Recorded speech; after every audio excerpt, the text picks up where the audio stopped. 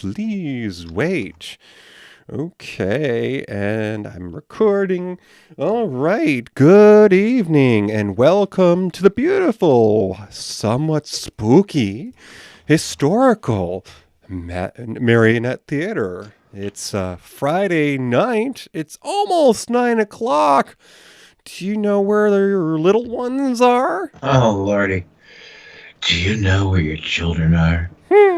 It was always so ew. Yeah. Are, I was just a little kid, but even I wondered where my children were. I have to ask, where you grew up, did they have a curfew?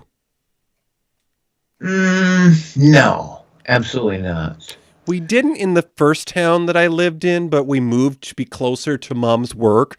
And it may have something to do with the fact that there was a correctional facility in that town. Maybe. But that may have had something to do with it. But shortly after dark or sunset, they had a whistle that went off, and that was supposed to be curfew for the kiddos. No, but that was just temporary, right? That wasn't like all the time, was it?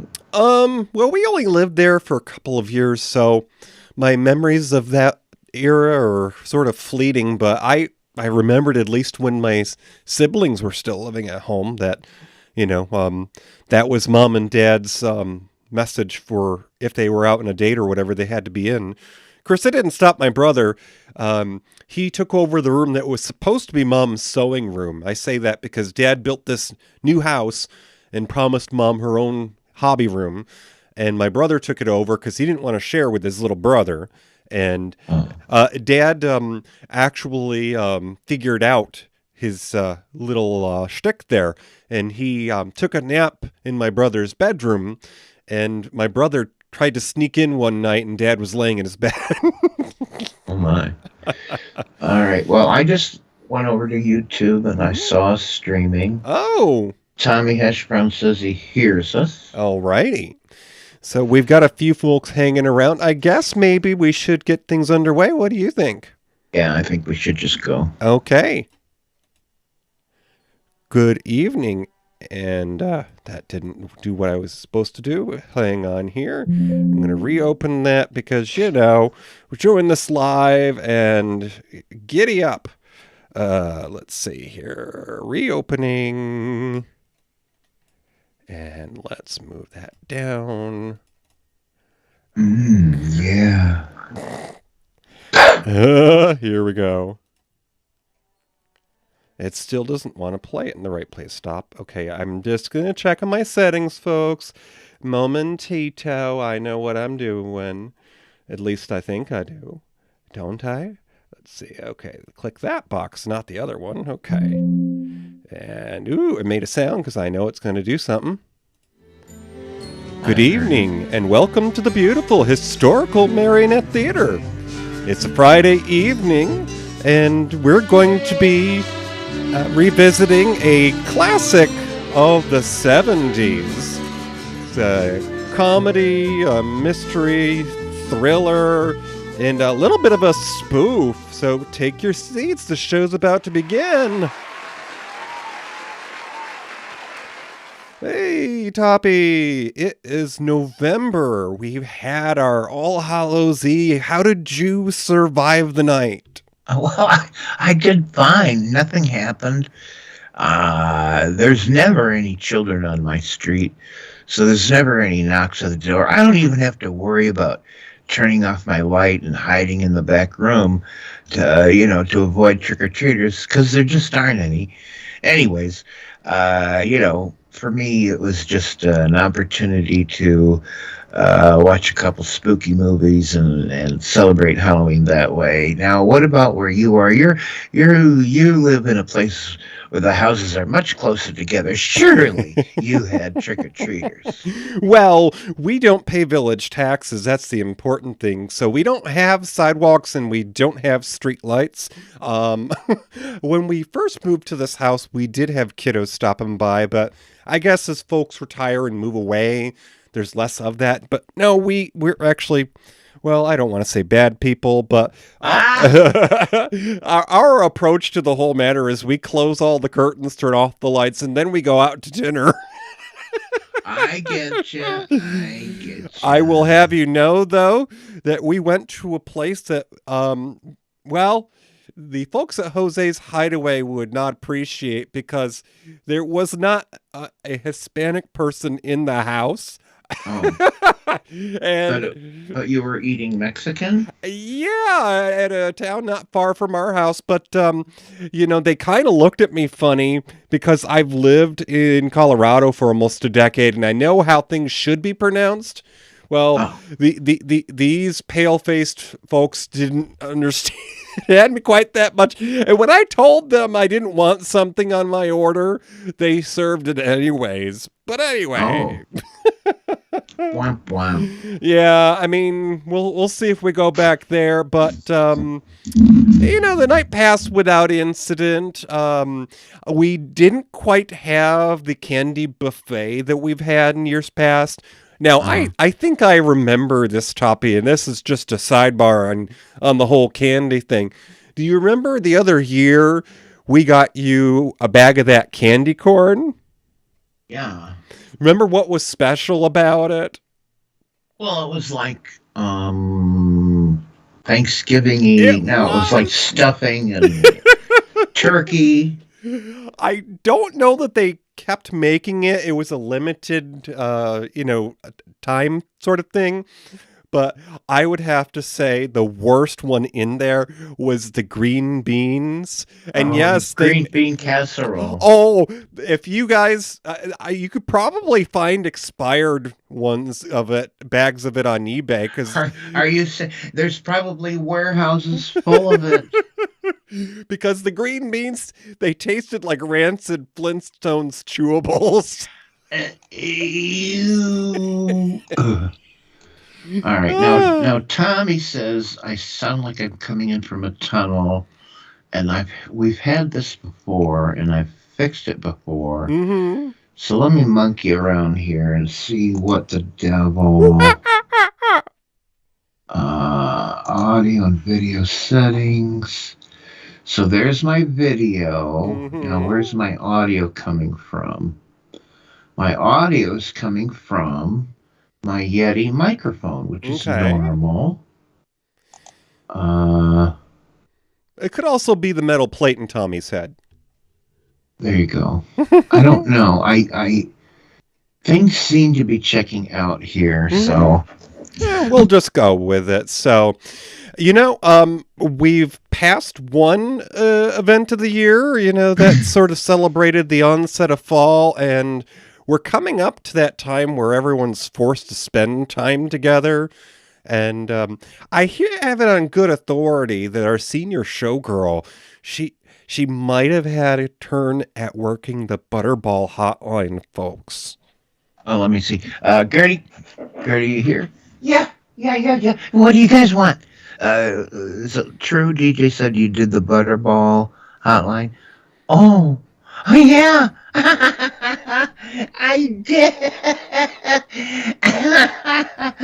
What do you want to know? I don't know. Got anything to say about it? Oh, Oh, yeah. Well, you know, I recommended you soak the turkey in vinegar and set it on fire. I don't know. I didn't last long.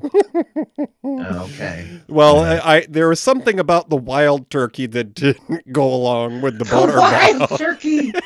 DJ, how did you know? Oh, well, it's not the Listerine that I'm smelling. Yeah, okay. Hmm. Well, anyways, haha. Can you get It was your an it was an evening. Yeah, so I'm sorry to be picking on you, Madame. It is nice to have you here in this house. And Thank I you. mean, you could shake a tail feather like no one I know.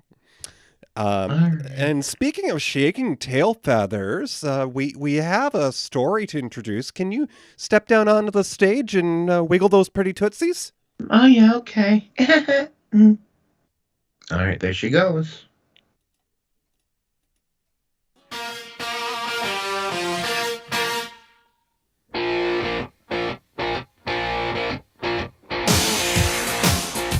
Dr. Richard Thorndike has recently accepted a position as the new director of the Psychoneurotic Institute for the Very, Very Nervous.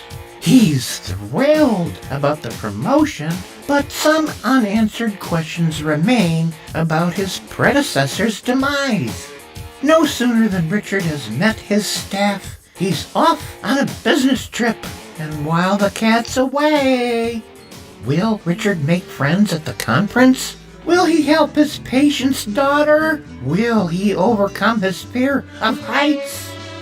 Grab an overnight bag and a camera. It's time for High Anxiety with Mel Brooks and Madeline Kahn. Take it away, fellas! What do you get when you take a dash of the silver screen? A pinch of golden oldies, and a smidgen of screaming. It's time for Matinee Minutia with your hosts DJ and Toppy. Oh, we seem to be around that 70s era there, Toppy. I hope you've got your bell bottoms and a few things polyester laid out for the dry cleaner.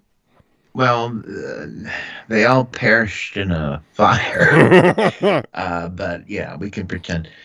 By the way, one of the strangest things about researching tonight's show was just that I simply didn't have the right spelling of anxiety. I always thought it was anxiety, A-N-G. And then I thought, well, is it an X? It is a Z. Anyway, and then I come to find out anxiety, no G. And it's with an X or a Z. Anyway, how the hell do you spell anxiety? Anxiety. It's not ang. Anyways. I could tell you didn't go to Catholic school, Toppy. No, you would have had welts on your knuckles. Yeah. So speaking of those bell bottoms, Toppy, what's that thing we do before we talk about the cast? Well, we want to find out what was going on. This movie came out in 1977, folks. Good God, that was a long time ago. Mm-hmm. But DJ, let's know, in U.S. history, what was going on in 1977? Alrighty, U.S. history in 1977. Oh, it was an eventful year. We'll get through it quick if we can. World's first personal computer, the Commodore PET, was demonstrated at the Winter Consumer Electronics Show in Chicago. In the Panhandle there in Florida, the city of Miami experienced a snowfall. And what? Even though it's in a tropical climate, they got snowfall for the first time in their history in 77. Oh.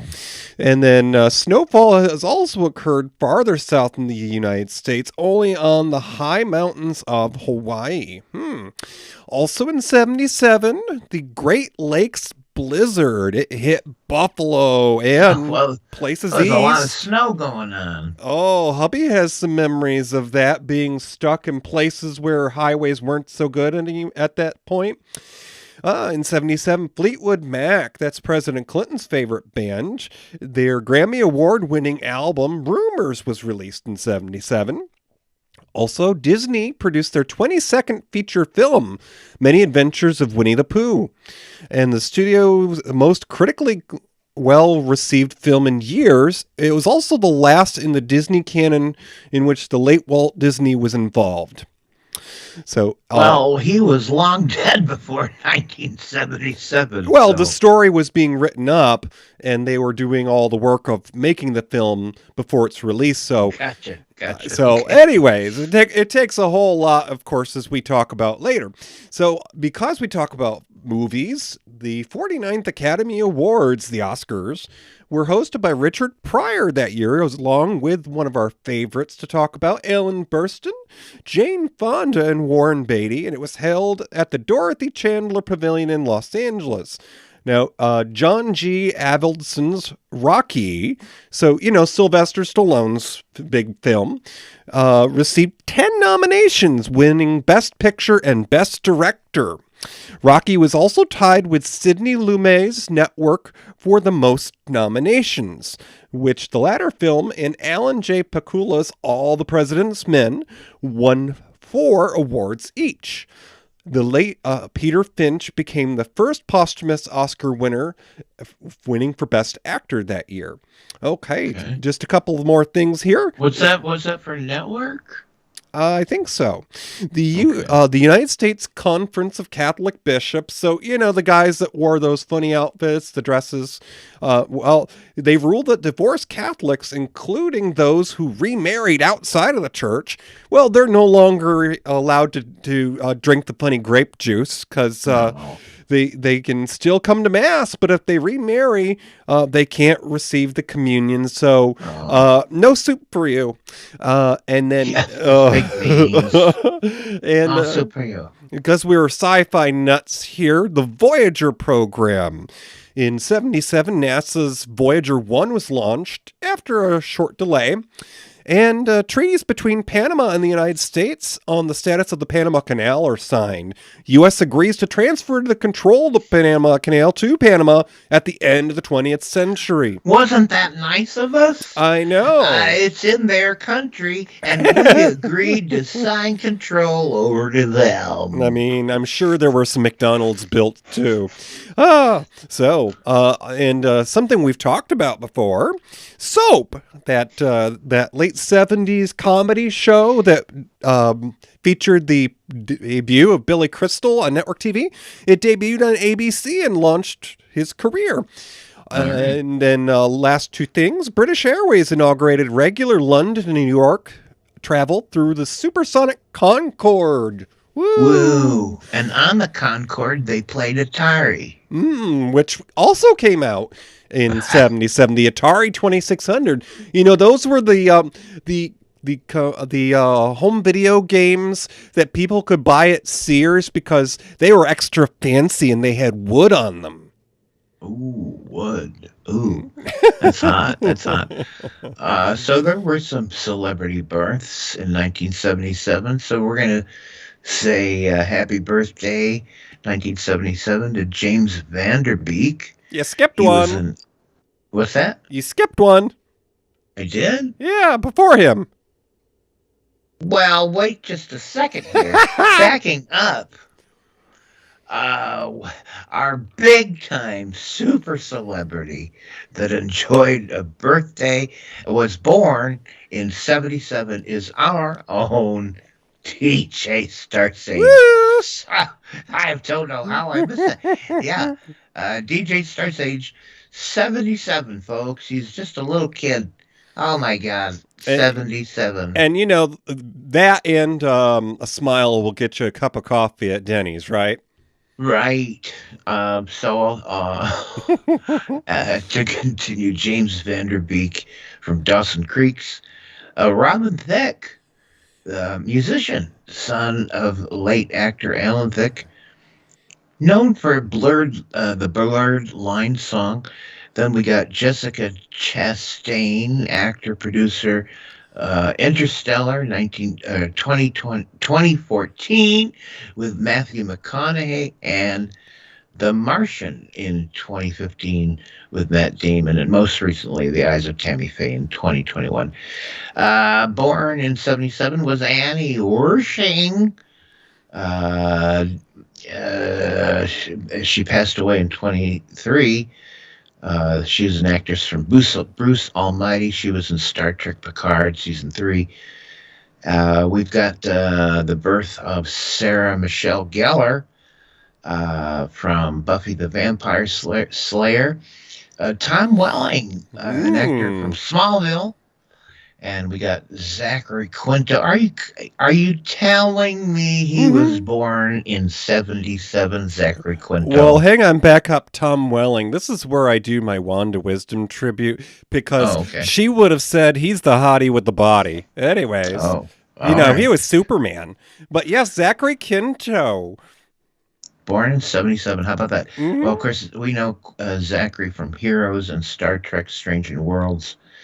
Liv Tyler, actress from Armageddon, and she's the daughter of Steven Tyler. Who's Steven Tyler? Anyways, that Matt Bomer, is that the way you pronounce it? Bomer. Bomer. Matt Bomer. He's an actor, and he's the cousin of Henry Cavill. He did White Collar, a TV series from 2009 to 2013. That's 5 whole seasons on Fox. Magic Mike and Magic Mike XXL. Mm-hmm. Oh, okay. Also, DC's Doom Patrol from 2019 to 2023. How about Randy Harrison? Yeah, he was born in 77. An actor. He was Justin on Showtime's Queer as Folk. And then there's Brittany Murphy, born in 77. She was in Clueless. She was in Girl Interrupted. And she was in Uptown Girls. And very sadly, she passed away in 2009 at the age of 32. So there's our voice in 77. Okay, well, a minor correction on my part there. Zachary Quinto was not in Star Trek Strange New Worlds, but he was in the Star Trek movies from '09 forward. So, All right. all right. Hey, so high anxiety, folks. If you're not paying attention, this is a movie that we're talking about. It was released to the silver screen. And this came out at the end of 77. It was actually a Christmas release, believe it or not. And, well, because of that, well, I tend to think of it in more of the coming year's money, because it's not fair to measure something by the last week of the year. So, in the top of the box office in 1978, what else was competing for attention besides High Anxiety? Well, the number one spot introduced us to the guy in the tight pants and the pretty gal that we lost last year here, Olivia Newton-John. That's Grease. That brought in $159 million in 77's money. The number two film that year had John Belushi and Karen Allen, and it was National Lampoon's Animal House. And number three, a personal favorite, with Richard Dreyfuss and Terry Garr. Good Lord, that was stiff competition that year. It was. Terry Garr, I mean, I can't think of anything she's been in that I didn't like. Same here. Close Encounters of the Third Kind, and that brought in $91.7 million. So we like to kind of put things into perspective to figure out, where something lines up. Well, High Anxiety, it didn't rank real high up there, mostly because it was measured by the last year of the box, or the last week of the box office.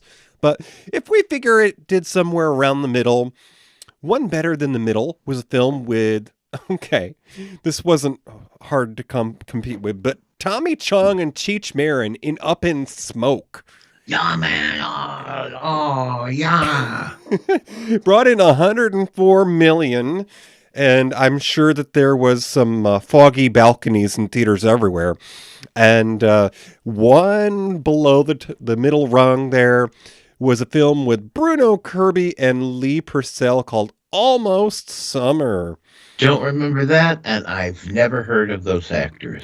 I don't know. If I have, I don't remember. Well, let me tell you about the director of tonight's movie. Well, it's Mel Brooks, who also takes the starring role. And you know what? Mel Brooks was just busting to put himself in a movie. Of course, he put himself in a few scenes in the Western there.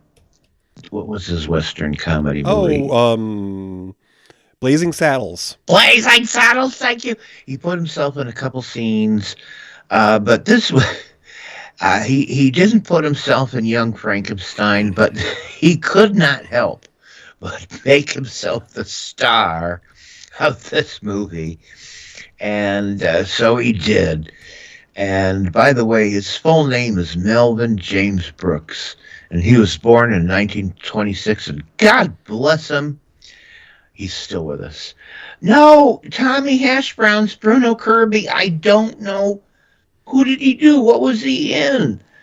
I don't know him. I don't Well, know I him. mean, who did he do? I guess Lee Purcell in Almost Summer. I don't know. I have no idea. Anyways, maybe Tommy will fill us in, and then I'll fill you guys in. All right. So Mel Brooks, he's an actor. He's a comedian. He's a filmmaker. He's a songwriter. He's a playwright. Good God, he's got a career spanning over 7 decades. He was known as a writer and director of a variety of successful broad farces and parodies, which I'm sure you know, a recipient of numerous accolades. He is one of 18 entertainers to win the EGOT. That's anybody who's won an Emmy Award, a Grammy Award, an Academy Award, and a Tony Award. Yeah, he's done it all. He received the Kennedy Center Honor in 2009. He got his Hollywood Walk of Fame star in 2010. He got the AFI Life Achievement Award in 2013 and the British Film Institute Fellowship in 2015 and the National Medal of Arts in 2016. And BAFTA gave him an award in 2017, and then he got an honorary Academy Award in 2023. So we're talking about a career here that has meant a lot to a lot of people. He began his career as a comic and a writer for Sid Caesar's variety show that was called Your Show of Shows from 1950 to 1954. That was ages ago, folks. And he would end up collaborating with Carl Reiner, who developed the Dick Van Dyke Show. And with Carl Reiner, Mel Brooks created a comedy sketch that became kind of famous over the years, and it was the 2,000-Year-Old Man.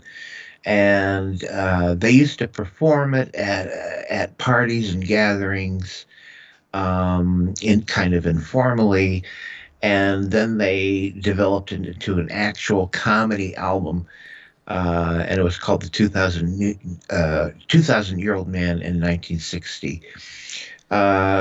With Buck Henry, Mel Brooks created the hit television comedy series Get Smart, starring Don Adams, that ran from 65 to 70.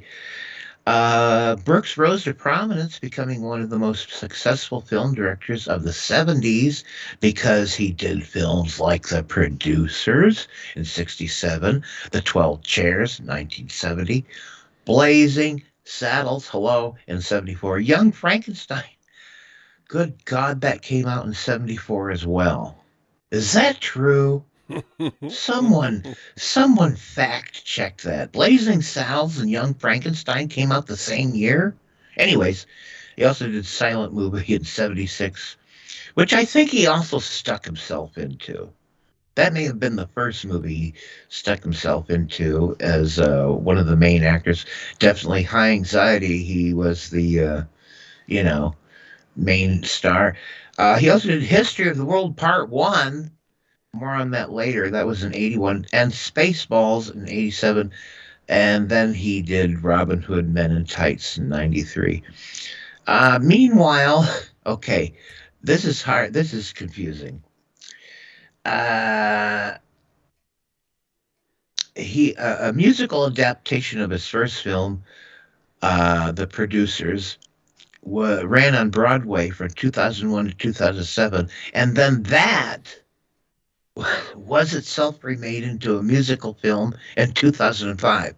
So he made the film Producers, it became a Broadway musical, and then they made a movie of the musical. Anyways, then finally in 2023, Mel Brooks wrote and produced the long-awaited History of the World Part 2, which I've heard nothing about. Was it any good? I don't know.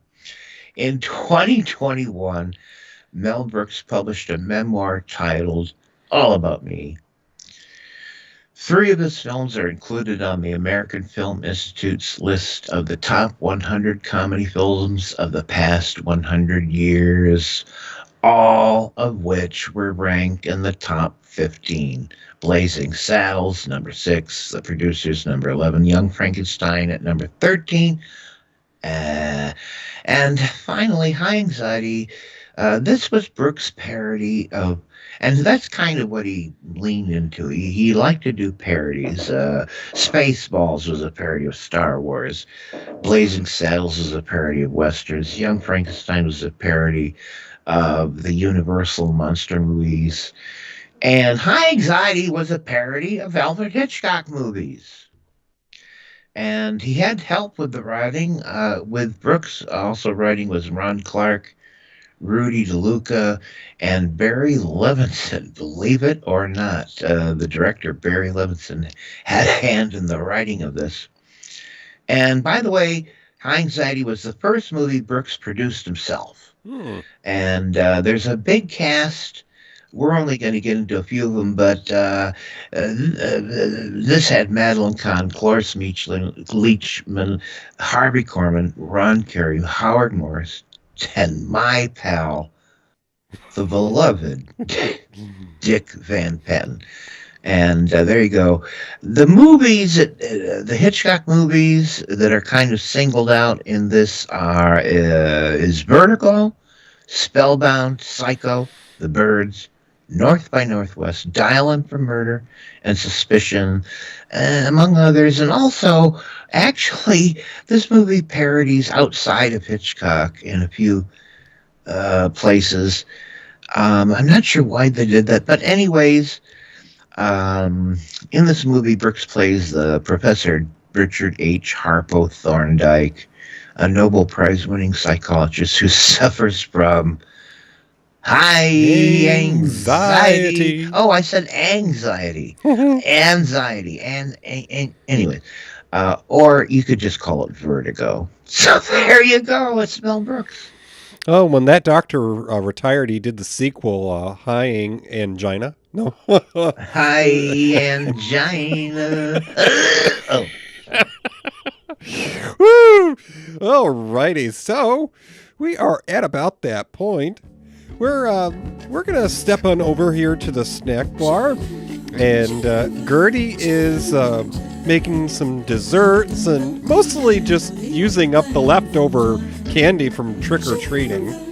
So check. I got lots of leftover sour gummy things. Oh, they're disgusting. Have some. And don't forget it's legal in New York, so check those gummies. You might not want to share them with kids.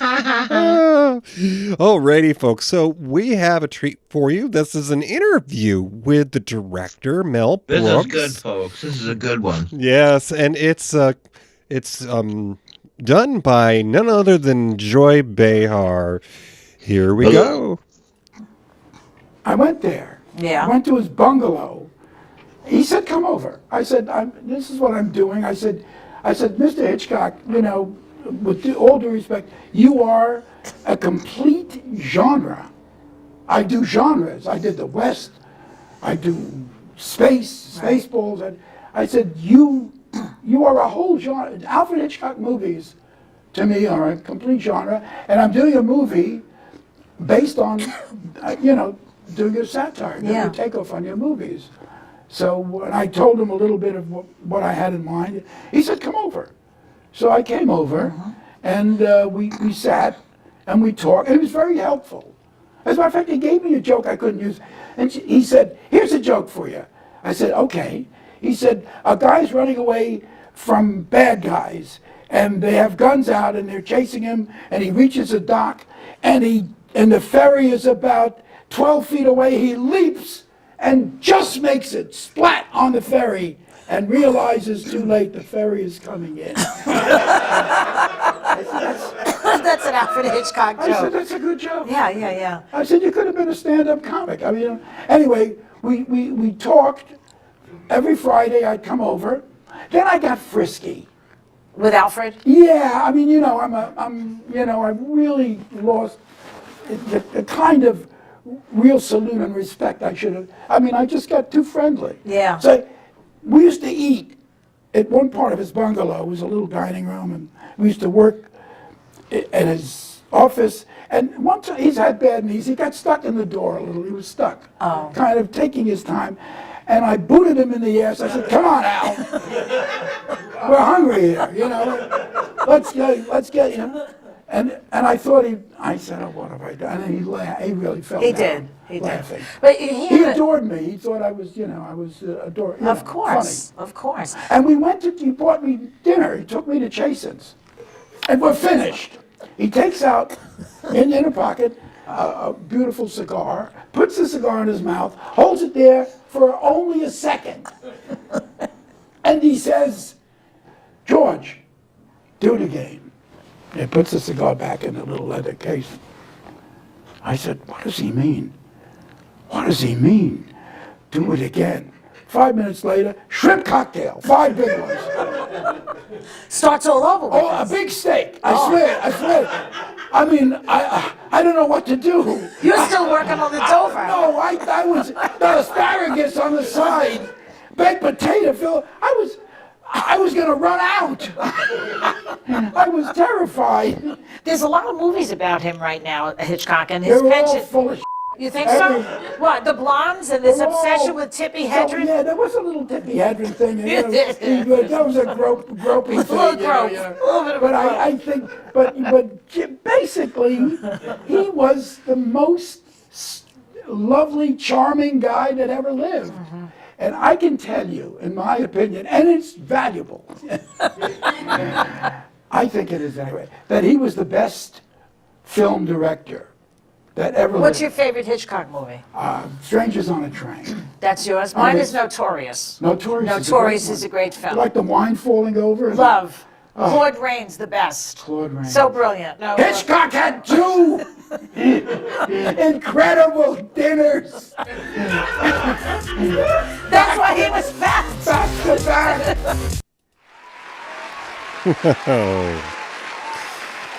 Alrighty, so we already talked about Mel Brooks because he was the guy behind the camera. This was his baby.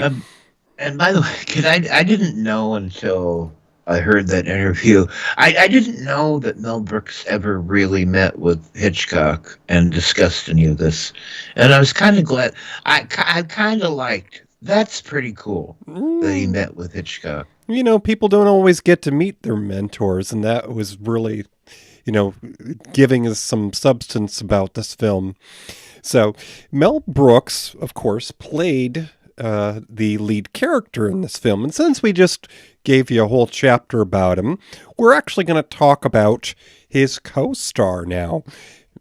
Harvey Korman, who some of you may know from Carol Burnett's show. That's where I mainly know him and love him for.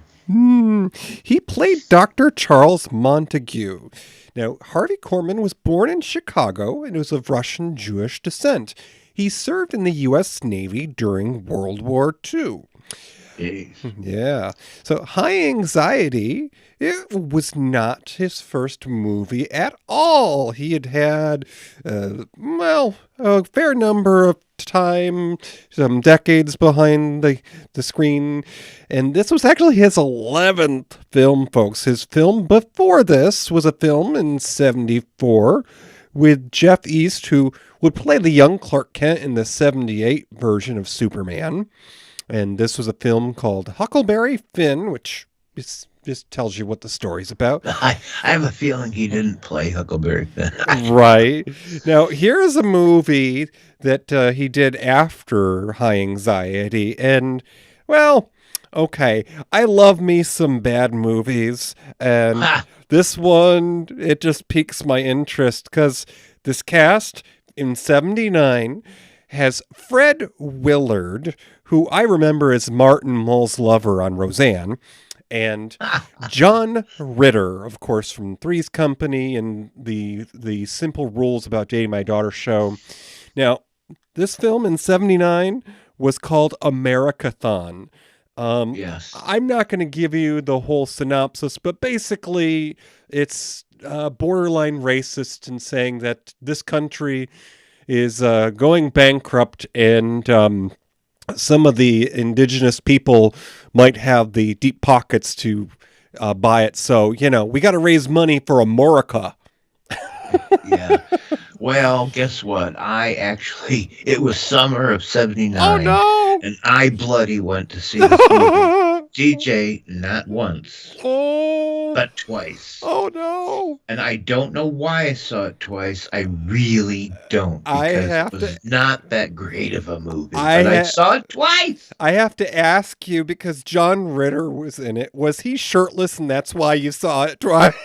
No, not at all. I don't. If he was shirtless, I certainly don't remember. I have no idea why. I must have been bored out of my mind that summer. It's the only explanation, but I saw it twice. Oh, well, I'll have a deep dive later and figure out what's special about 79. Because, All right, there was probably us nothing more good about- on. Anyways, yes. So, tell us more about Harvey Korman. right. So, Harvey Korman's first TV role was as a head waiter in the Donna Reed show in an episode called Decisions, Decisions, Decisions. Now, he appeared as a comically exasperated public relations man in another program in a January 61 episode of the CBS drama Route 66. And he was seen on numerous TV programs afterwards, including the role of Blake in the 64 episode of Who Chopped Down the Cherry Tree, and on the NBC medical drama, The 11th Hour, and a bartender in the 62 Perry Mason episode, The Case of the Unsuitable Uncle.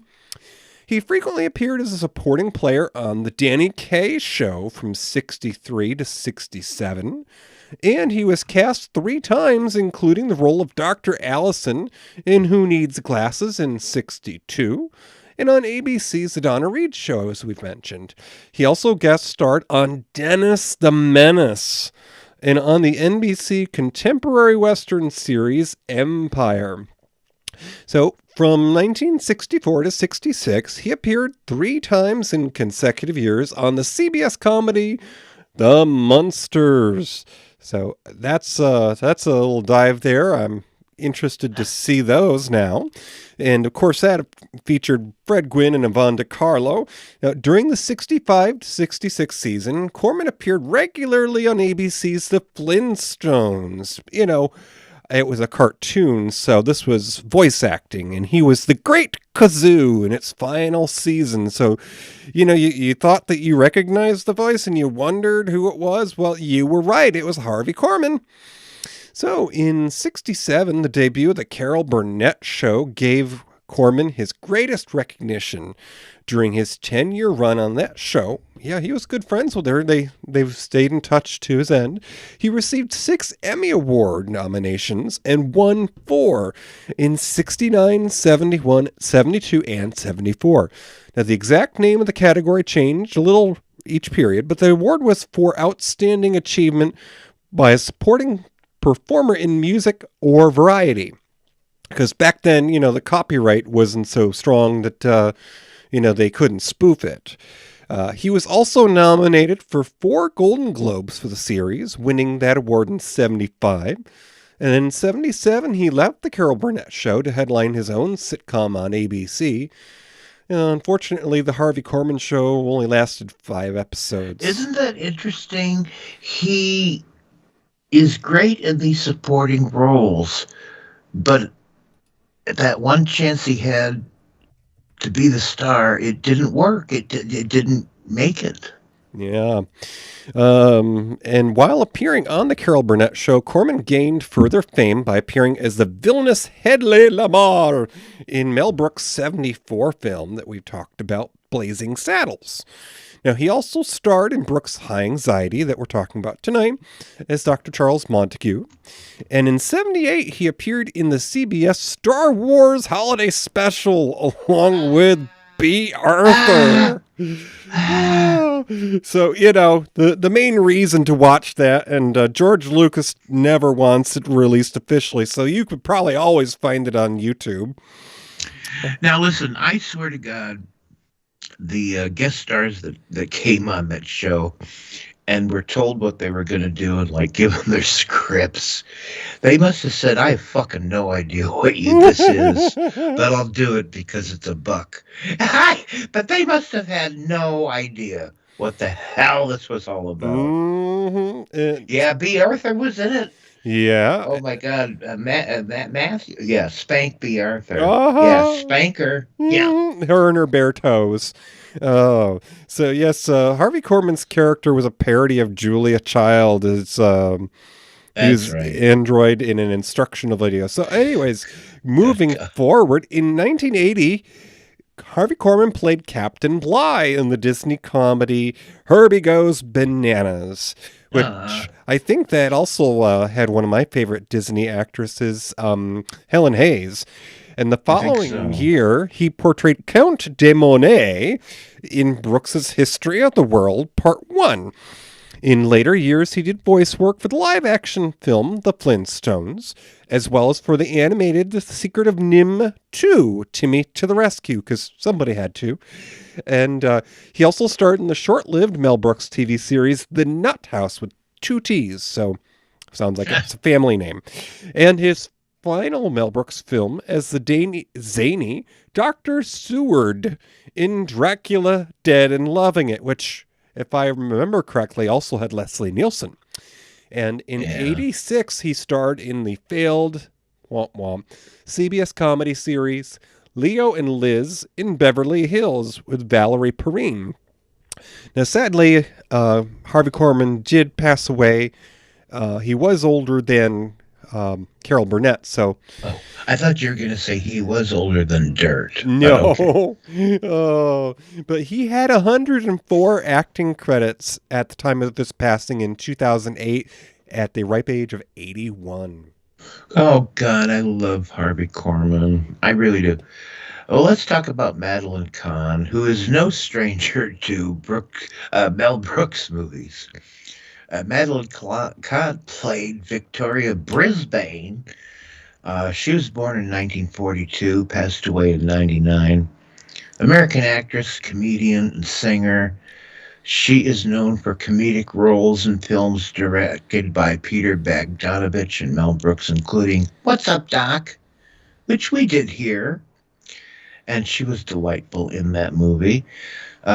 She was in Blazing Saddles in 74, Young Frankenstein, and apparently 74. I don't know how that happened. High Anxiety in 77. At least there were 3 years in between those two movies.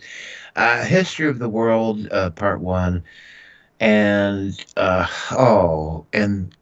her Academy Award nominated role in Paper Moon in 1973. God, was she good in Paper Moon.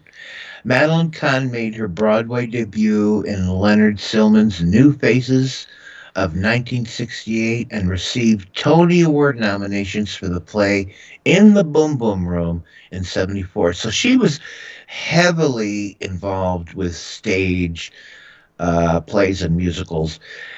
She was also, in 1978, she was in the original production of the musical On the 20th Century. She starred as Madeline Wayne on a short-lived sitcom, Oh, Madeline, in 83 to 84. I don't know why that didn't take off because she's so amazing. It just didn't. By the way, she won a Daytime Emmy Award in 87. Well, thank goodness she won some goddamn award for an ABC after school special in which she, I don't know, effed.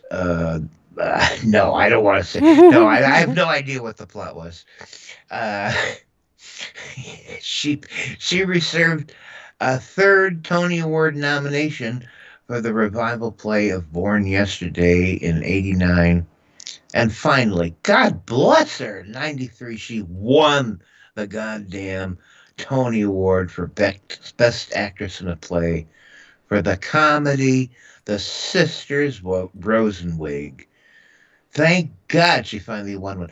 Her other film appearances include The Cheap Detective in 78, City Heat in 84, Clue in 85, and Nixon in 95. And, oh my lord, I think our movie tonight gives her some good scenes. I'll say that. Gives her some good scenes. Mm-hmm. And there actually is a very memorable quote or clip rather of Madeline Kahn in one of my favorite films. It was Clue with I'm sorry, I'm forgetting his name now. The star of Rocky Horror. He's Tommy's one of Tommy's favorites. Oh, for heaven's sakes! Now I'm tongue-tied.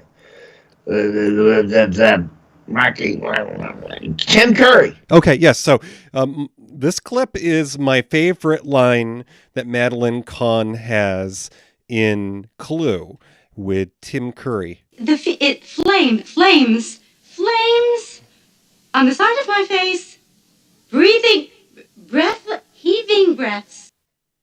All right. Alrighty. So, in the third member of our trio in the cast here, we have. Mm-hmm. This is just another of Mel Brooks' cast of perennials. Mm-hmm. And Cloris Leachman. Oh, yes. So Cloris Leachman in this cast played Nurse Diesel.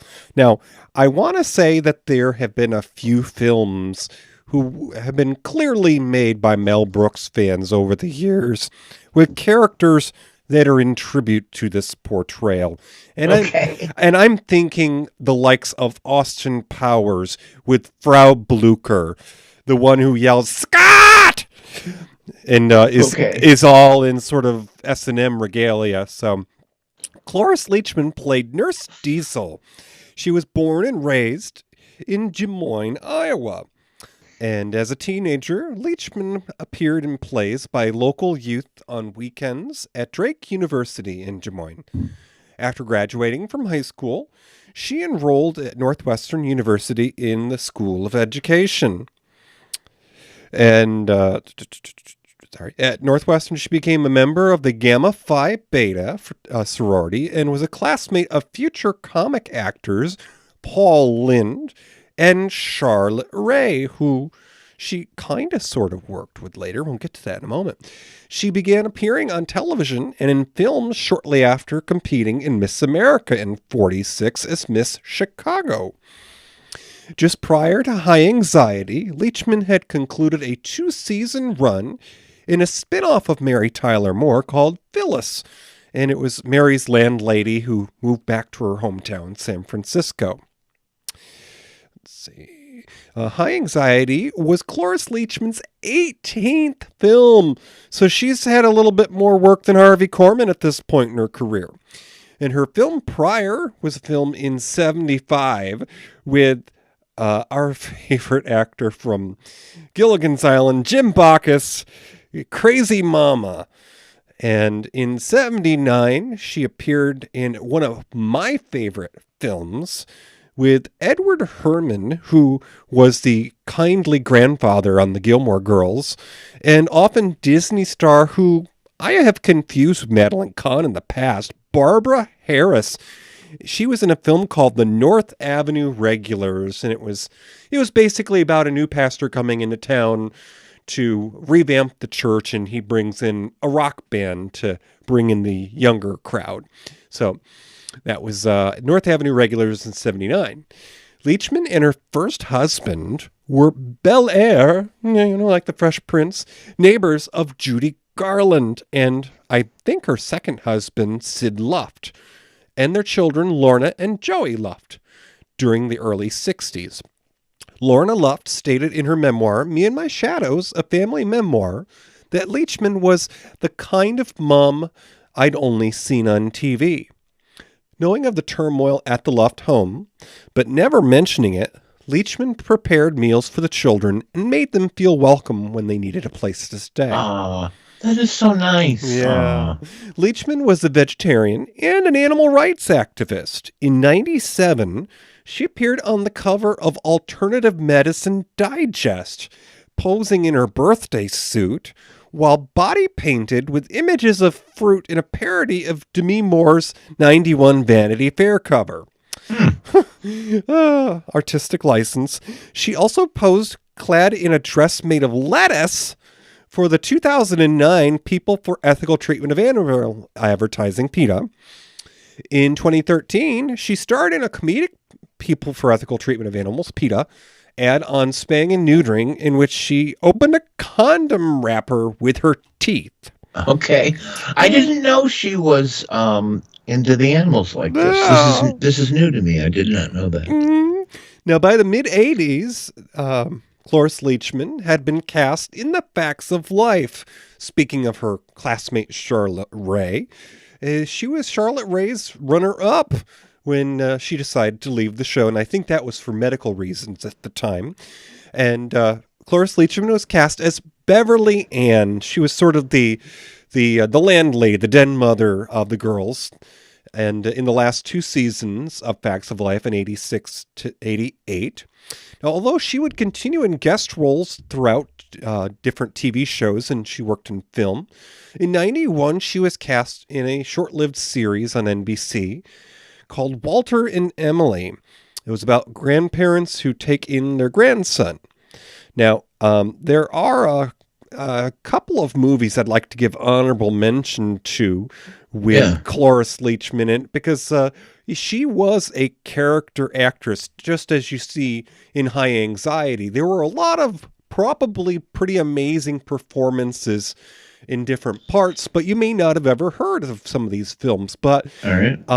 in more recent years, she teamed up with Betty White, and it was actually a movie with Sigourney Weaver, and I kid you not, she also had Jamie Lee Curtis, and it was a film called You Again, and this was from 2010, and it was basically about women who had gone to high school together who were arch enemies, and they had to mend fences because their kids were getting married to each other.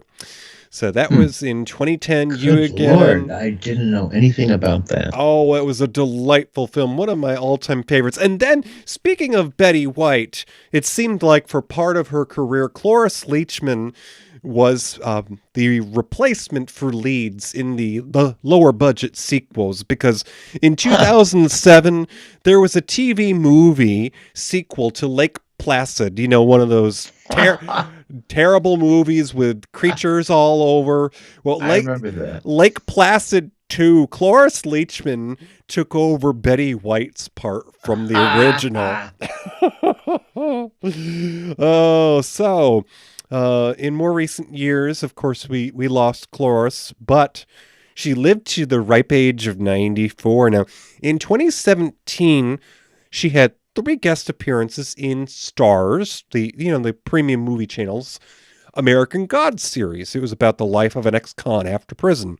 And in 2019, she had a guest appearance, and I bet you didn't know about this, on a short-lived continuation of Mad About You, which is still available to watch on Prime Video, I believe.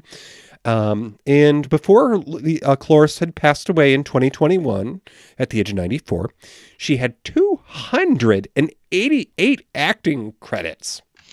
And I want to say she was great in everything she did. She did a lot of dramatic roles as well.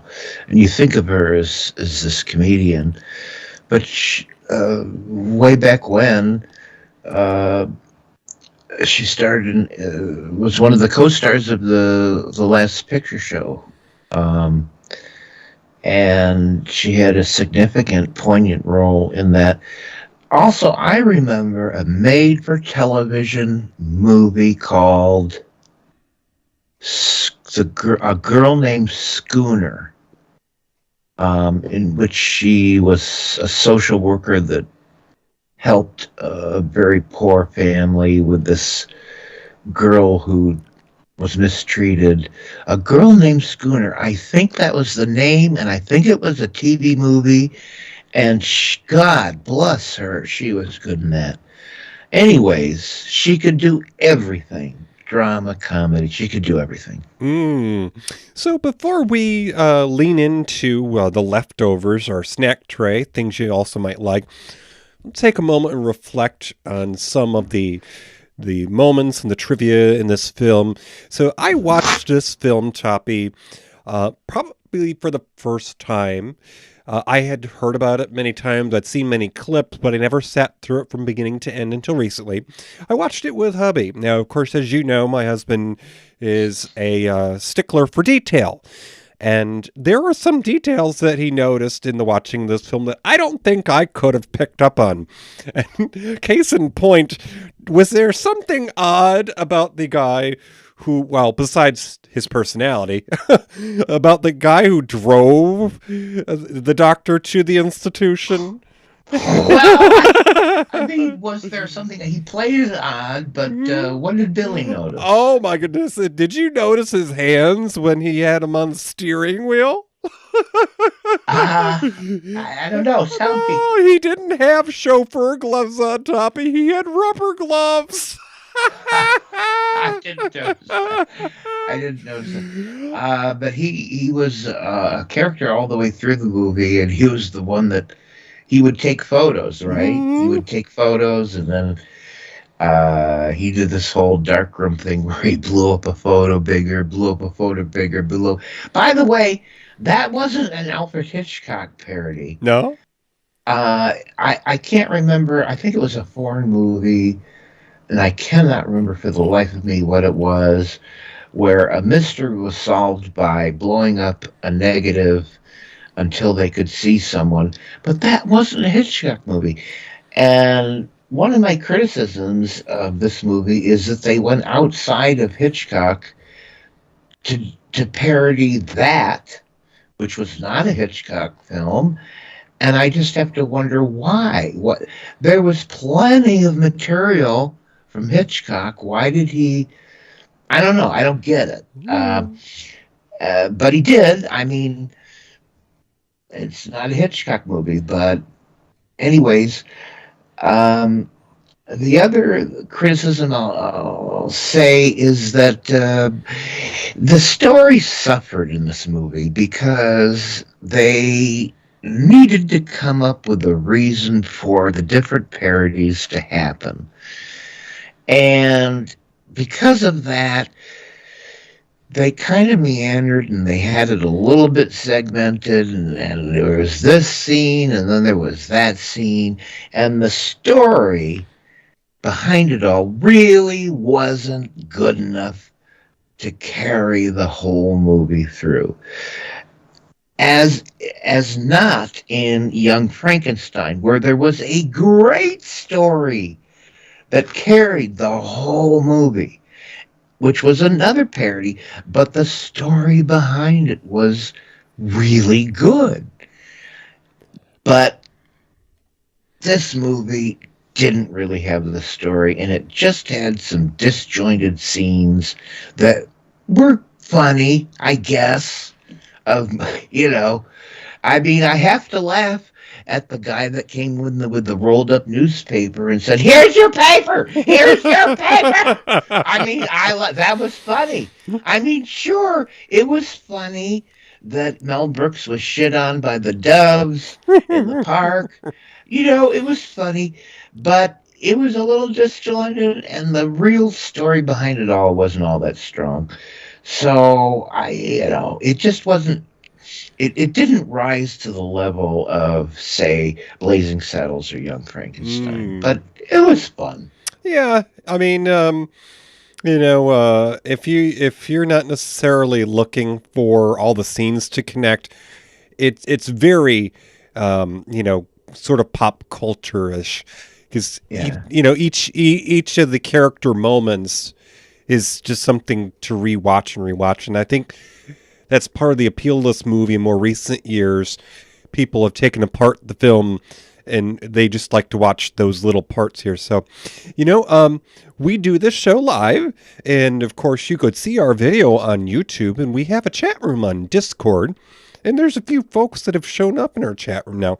I'll let you tell us who they are, but I do see a picture of someone who appears to have visited the hotel this was filmed Isn't at. that something right there? Tom and Terry are in the chat room. They're a couple that are well known in the Pride 48 community. They listen. Tom listens to 50 million podcasts, but apparently they did a selfie in the hotel lot. Now you told me before, DJ, what's the name of that place? Oh, it's the Hyatt Regency in San Francisco. Yeah, and you can see the little elevator like that rides on the outside. So they were there. How about that? And folks, we do want to thank our friends who came to be with us live, and we want to thank our pal Tommy Hash Browns, who's here every time. Matt Burlingame from Chums Gone Wild, and Chubs had and the Big Gay Sex Show, the Daddy Years. We want to thank Tom and Terry for being here. It's great to see you. Lamont Cranston might have been here, I think, maybe. Hi, Lamont Cranston from New York City. And just thanks for being here and supporting us, because we do it live. And it's always great to know we're actually talking to people who are listening. And we are at the threshold of the holiday season, and for those of you who may not know it, I also do another show, my solo show called Surely You Jest, and well, I like to say that I'm a retail widower because this time of year is difficult for a lot of folks that work in the brick and mortar places, because the people in the world, they aren't necessarily all that kind to the folks who help them behind the counter. And this time of the year, well, it sort of brings out the best/worst of everyone. But anyways, happy thoughts. We're out here getting close to the lobby, so we're going to tell you about things. Wait a minute. At the last possible minute, the ever mysterious Cronehaven has dropped in. Maybe she's been listening the whole time, but now she's visible in the chat room. Hi, Crone. Oh, that Cronehaven does so much traveling, I swear she's got a TARDIS. All right. Okay. So, this is our snack tray. We're going to talk about things that you might enjoy if you like films like 77's High Anxiety. I'm going to mention a film that's from more recent years. This is from 98.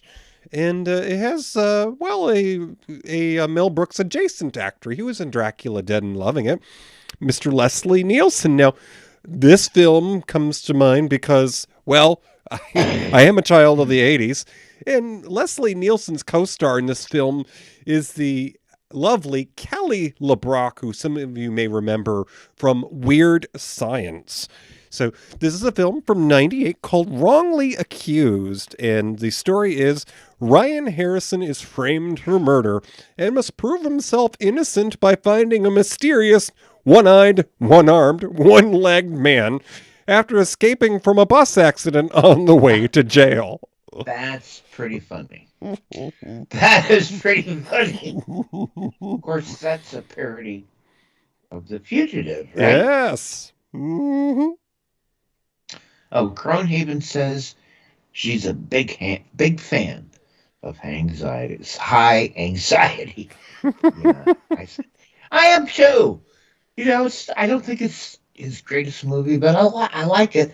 And probably more than anything, it's probably because I love Hitchcock movies and I get all the references. If we're lucky enough to meet up with Crone at the forthcoming Farpoint, which has a new home, it's the Doubletree by Hilton in Pikesville, Maryland, I think we should go to one of the upper floors and reenact scenes from High Anxiety.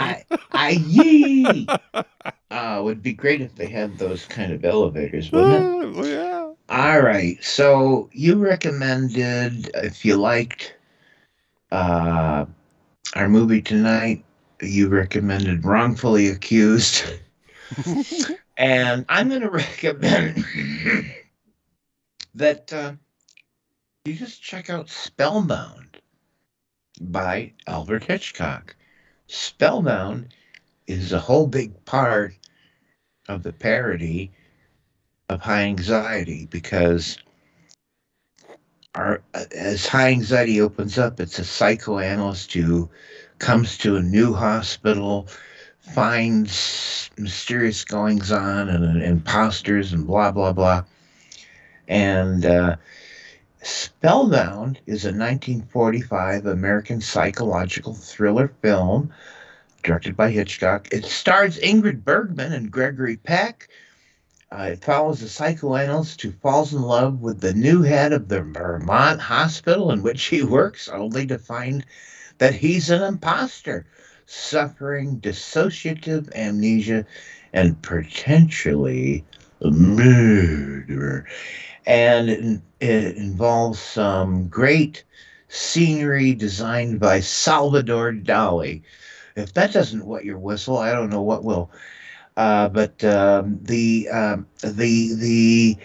psychoanalytical aspect of high anxiety, all of that parody is from Spellbound. And hell, if you haven't seen Spellbound, you need to take a look. That's what I recommend.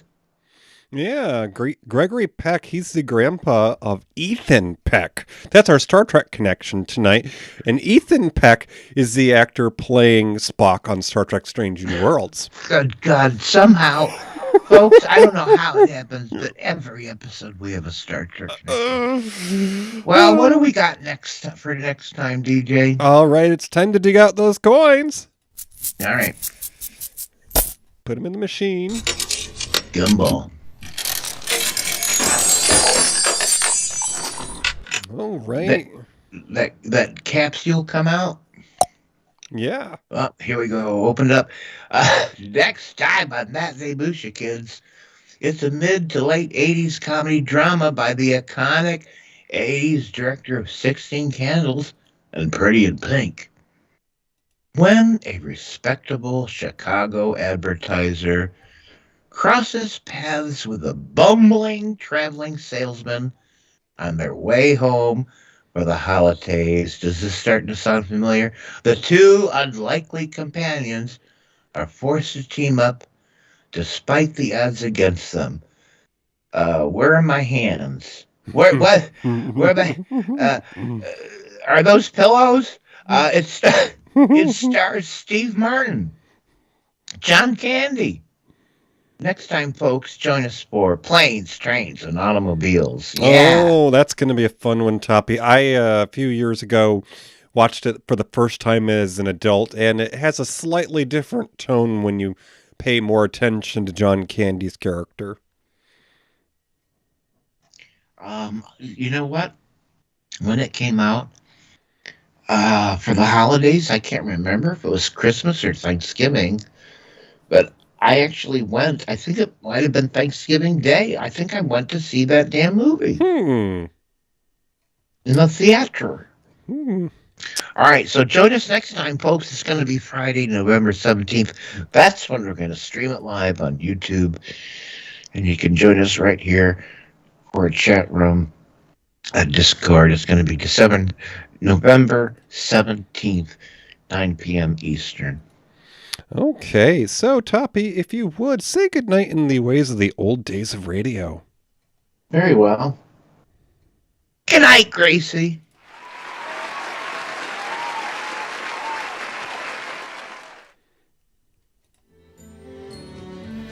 Thank you for listening to Matinee Minutia. Our show streams live on the first and third Friday of the month. Go to matineeminutia.com, click the YouTube icon for live video, enter Discord or chat. You can find our show anywhere you listen to podcasts.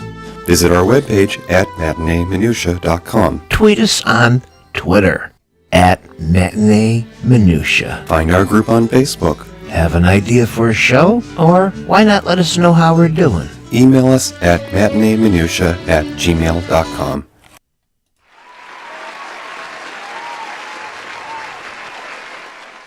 Okay, stop the recording.